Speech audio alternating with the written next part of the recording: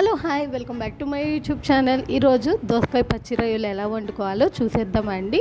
ముందుగా 1/2 కేజీ పచ్చి రొయ్యలు అయితే తీసుకొని శుభ్రంగా కడిగి పెట్టుకున్నాను. అలాగే కూరలోకి 4-5 పచ్చిమిరపకాయలు, అలాగే ఒక ఉల్లిపాయ, కొంచెం కొత్తిమీర, 1/2 కేజీ దోసకాయలు అయితే తీసుకున్నాను. పచ్చి రొయ్యలతో పాటు దోసకాయలు కూడా సమానంగా వేస్తానండి.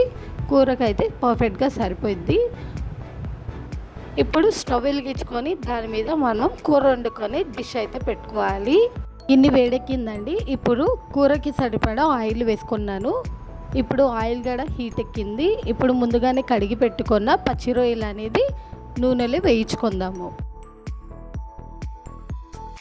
ఈ కూర స్పెషల్ వచ్చేసి మనం రొయ్యలు ముందుగానే వేయించుకుంటామండి. ఎందుకంటే రొయ్యల్లో కొంచెం వాటర్ ఉంటాయి కదా, ఆ వాటర్ అలాగే నీచు వాసన పోవడానికి రొయ్యలు అనేది శుభ్రంగా కడుక్కున్నాక ఇలాగ నూనెలో మనం వేయించుకోవాలి. ఇప్పుడు ఇలా వేగుతున్న రొయ్యల్లో ఉప్పు వేసుకుంటున్నా అండి. నేనైతే కళ్ళుప్పు వాడతాను. కళ్ళుప్పు అయితే చాలా టేస్టీగా ఉంటుంది. కూరకు సరిపడా ఉప్పు అయితే ఇప్పుడే వేసేసుకుంటున్నానండి. అలాగే చిటికెడు పసుపు, కూరకు సరిపడా కారము.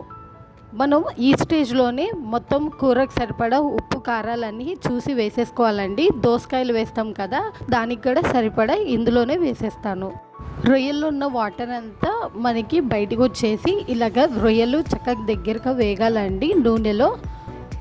మనకి ఈ స్టేజ్ వచ్చిందంటే రొయ్యలు చక్కగా వేగినట్టే. చూస్తున్నారు కదా, రొయ్యల్లో ఉన్న వాటర్ అంతా పోయి నూనె పైకి తేరింది. ఇప్పుడు ఈ స్టేజ్లో మనం ముందుగానే కట్ చేసి పెట్టుకున్న ఉల్లిపాయలు, పచ్చిమిరపకాయలు, కొత్తిమీర, అలాగే దోసకాయలు అనేది వేసేద్దాం.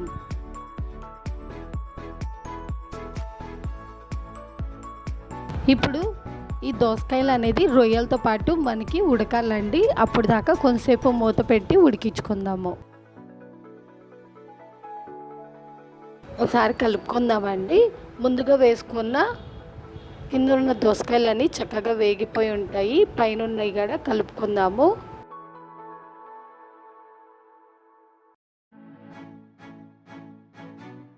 ఇంటికి ఎవరైనా చుట్టాలు వచ్చినా, అలాగే ఇంటిలో పాదికి సరిపడా మంచి రెసిపీ అని చెప్పుకోవచ్చండి. ఎందుకంటే నాన్ వెజ్లో ఇదొక బెస్ట్ రెసిపీ. రొయ్యలతో పాటు మనం దోసకాయ కూడా వేస్తాం కాబట్టి వెజిటేబుల్ కవర్ అయితే, అలాగే నాన్ వెజిటేరియన్ డిష్గా కూడా మనకి ఇది మంచి రెసిపీ అని చెప్పుకోవచ్చు. చూస్తున్నారు కదా, మనకి దోసకాయలో ఉన్న వాటర్ కూడా బయటికి వచ్చిందండి. ఇప్పుడు ఇందులోనే మనం దోసకాయ అనేది ఉడికించుకుందాము. దీనివల్ల మనకి ప్రాన్స్ అనేది సాఫ్ట్ అయిపోవడము, అలానే ఓవర్ కుక్ అవ్వడం ఏమీ ఉండదండి. ఈవెన్గా కుక్ అయ్యిద్ది. దోసకాయలో ఉన్న వాటర్ కూడా దగ్గరగా అయ్యే వరకు మనం ఈ అయితే కొంతసేపు ఉడికించుకుందామండి.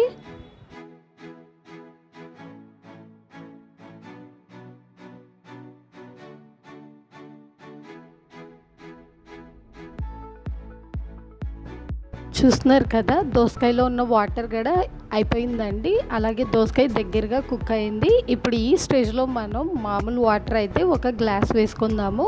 దీనికి మించి ఎక్కువ వద్దండి, ఎందుకంటే ఆల్రెడీ అలాగే దోసకాయలో ఉన్న వాటర్ అంతా బయటకు వచ్చేలాగా ఉడికించుకున్నాం కదా. ఇప్పుడు నార్మల్ వాటర్ ఒక గ్లాస్ అయితే సరిపోద్ది. ఈ వాటర్లో మనం కూరను అయితే కొంతసేపు ఉడికించుకుందాం.